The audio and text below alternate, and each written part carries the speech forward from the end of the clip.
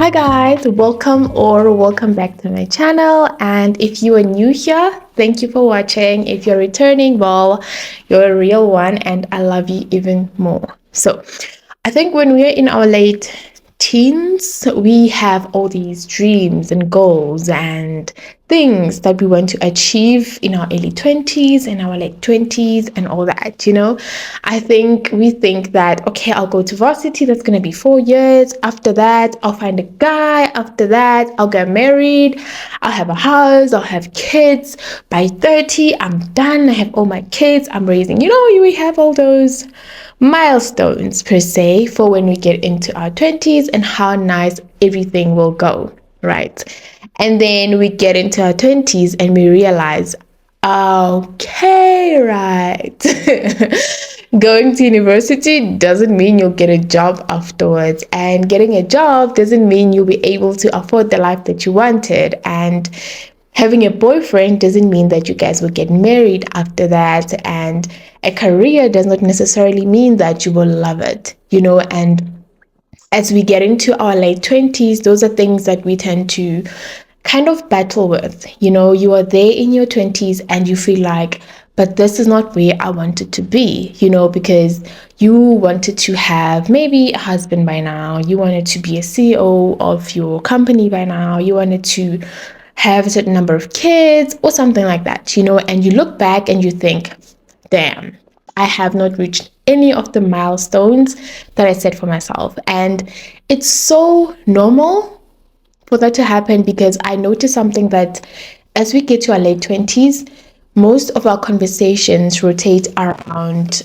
the milestones that we didn't achieve. Basically milestone anxiety. And this term milestone anxiety actually comes from babies. How mothers are told, for you to check your child's development, they need to reach certain goals by a certain age. They should be able to crawl. They should be able to respond to their names. They should be laughing. They should be doing all those things. So there are milestones for you to check if your child is developing properly, right? Now, when we get to our 20s, we have milestones, but milestones are usually goals that you set for yourself, right? So you get to your 20s and you're like, oh my goodness, like a mom who sees that their toddler is not yet crawling and they should be crawling starts panicking. You also start to panic because you realize, damn, I'm approaching 30 and the biological clock is ticking. I don't have a child. I don't even have a boyfriend to speak of. My love life is a mess. All my friends are getting married. I see pictures and videos of people getting married everywhere on social media, but here I am, still stuck. Boyfriendless, wifeless, or whatever-less, and you just feel anxious. You feel like everyone is doing well and you are getting left behind. And I think that's where most of this anxiety comes from. You feel like everyone around you is doing way better than you are, and no matter how hard you try, you just can't seem to get things to work the way you want them to. And why do we usually get this milestone anxiety? I think it's natural to have it, but nowadays it has become even harder because of social media. On social media you see a lot of people. I think keeping up with the Joneses is easy if the Joneses are just your neighbors. But keeping up with the Joneses who are on social media, that's like keeping up with a billion people out there. It's crazy. You can't, because first of all, your tax bracket is not the same. You can't be expecting to live a life that somebody who earns millions a week lives. You can't. But for some reason, social media puts so much pressure on us, and we ourselves put so much pressure on ourselves to try and live the aesthetically pleasing life that we see on social media, which is not really attainable in real life. So social media plays a huge role in that. Number two, it's societal standards. Okay, we need to talk about this. When people see you walking around and they're like, oh, you're in your late 20s, why are you not married? Where are your kids? Where's your husband? Where's your car? Where's your house? I'm like, Yo, guys, leave us alone. Like, just give us time to breathe, okay? And if you live with such people, obviously the pressure gets to you. You start thinking, but what's wrong with me? Why don't I have a husband? Why don't I have kids? Why don't I have a great career where I can drive expensive cars? Why can't I afford to go on luxury vacations or anything like that? And it's all coming from society. And sometimes it's parental as well. It comes from your parents who be they like, I'm getting old, I want grandkids now. Sometimes they say it jokingly, but it gets to you. You end up thinking about it for a very long time, about how you're not able to give your parents grandkids. Maybe all your other siblings have done it and you're just the one who's lagging behind, all those things. But it's a lot of things that kind of pull up into one thing, and they make you feel very anxious, and this leads to a lot of people not being happy about reaching 30. It makes 30 feel like the year where you either have succeeded in life or you have failed.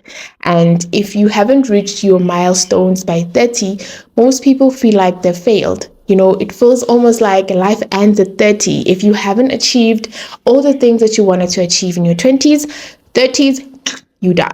It's the end of it. You can't achieve anything after your 20s. And I don't blame everybody who feels like that, because society really, really does a number on us, and all this overexposure of different lifestyles affects us in many ways than one. And that's what leads us to overthinking, overanalyzing ourselves, our lives, and everything that we find ourselves in.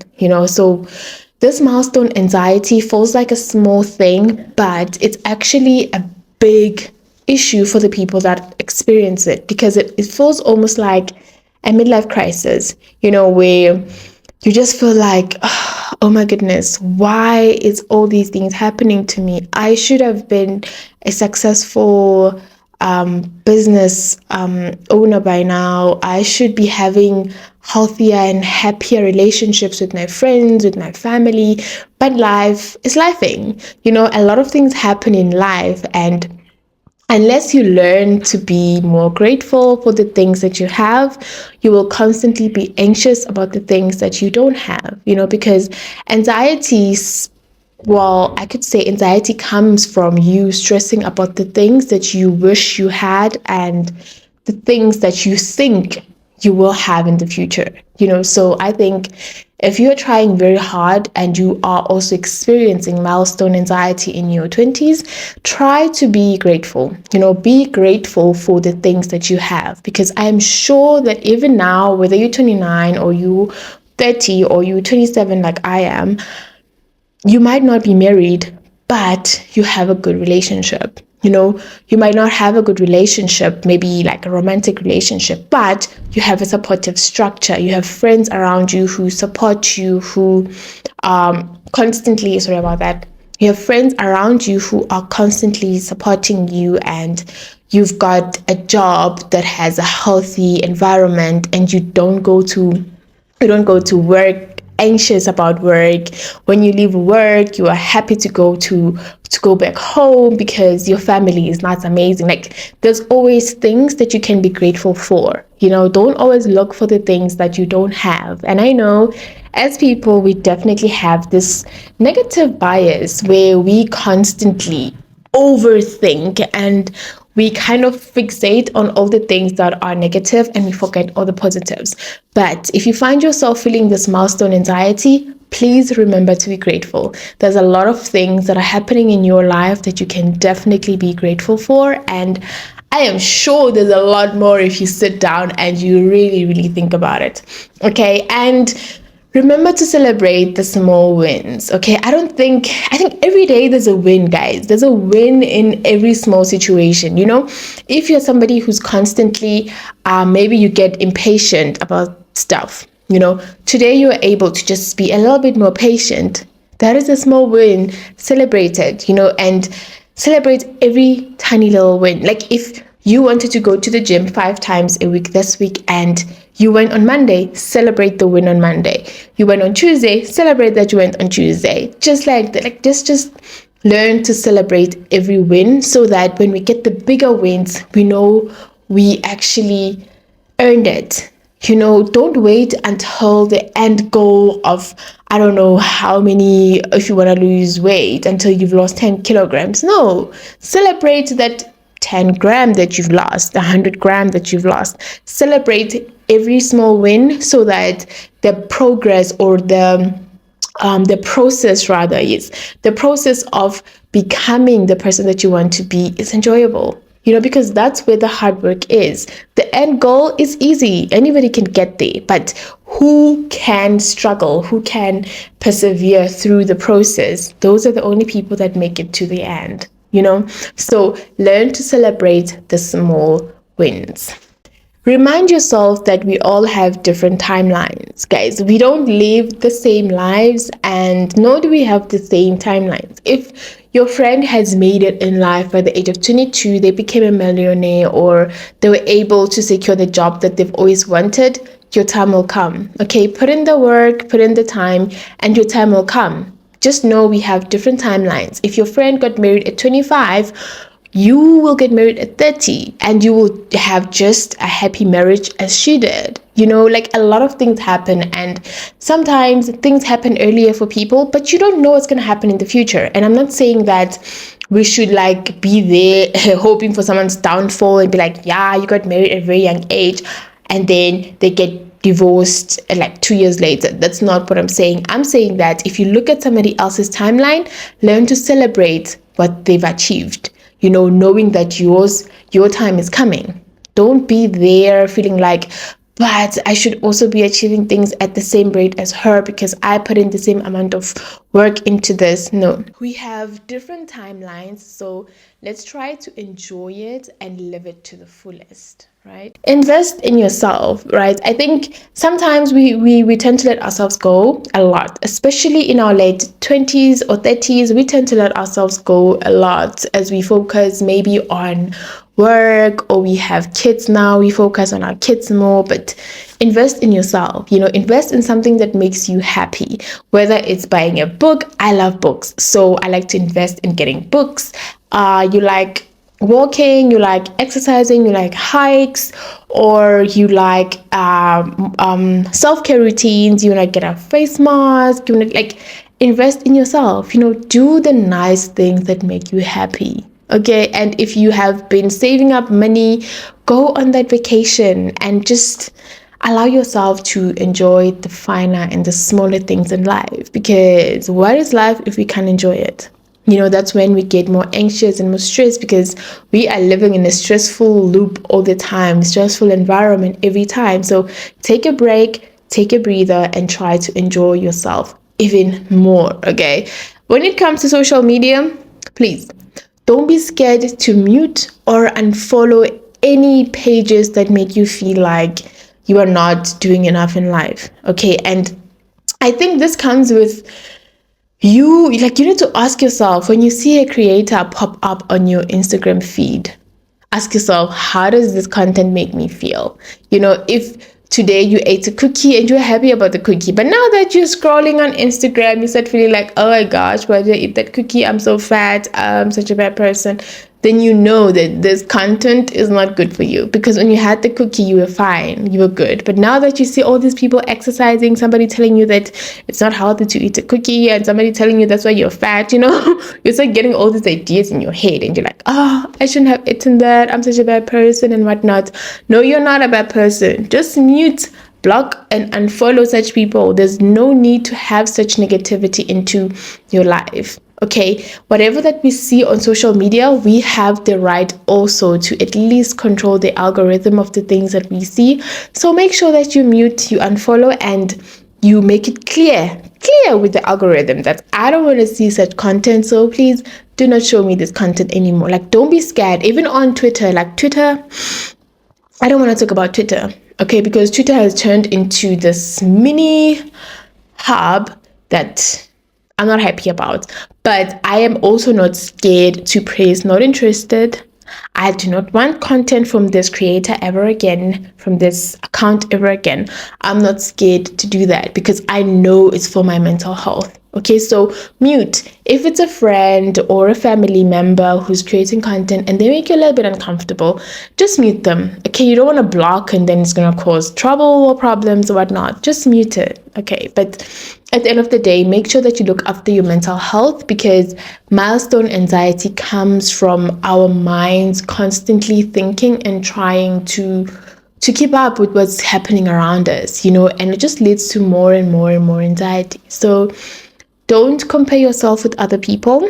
Remember what I said, we all have different timelines, which means things are going to happen at different times for all of us. So let's learn to celebrate what we have achieved this far while we wait for the things that we want to achieve in the future. Okay, and celebrate everything small, everything big. You need to celebrate it. Okay, so guys, let me know in the comment section if you have felt milestone anxiety at any point in your life, whether maybe you just finished varsity and you felt like, everybody's getting a job and I'm still at home, I'm still unemployed, or everybody's getting a promotion and I'm still in the entrance level, or anything entry level, not entrance, entry level, and just anything. Just let me know in the comment section if you have experienced milestone anxiety and how did you overcome it, because it's something that I think most of us have in a way suffered from it, and we either talked about it or we didn't. But at the end of the day, it needs to be talked about. It's things that we need to start conversations about, so that we have a generation that is more open to discussing these things. Our friends are going through it, our family members are going through it, and it's good to share so that they know they're not the only ones who feel like that, and they're not crazy, because it's a thing. Okay, it's a thing to stress about where you are and where you had hoped to be. It's normal. It's normal to just check on yourself and see if things are going as planned, but it's not normal for it to give you anxiety and cripple you to a point where you don't even want to make any decisions regarding your life, and you end up just letting everything go. So that's what we don't want. We don't want people to just let go of themselves and just be like, I'm just letting it go. I'll just let whatever happen, but be in the moment and love everything about your life. Okay, guys, till next time, love you lots. Bye.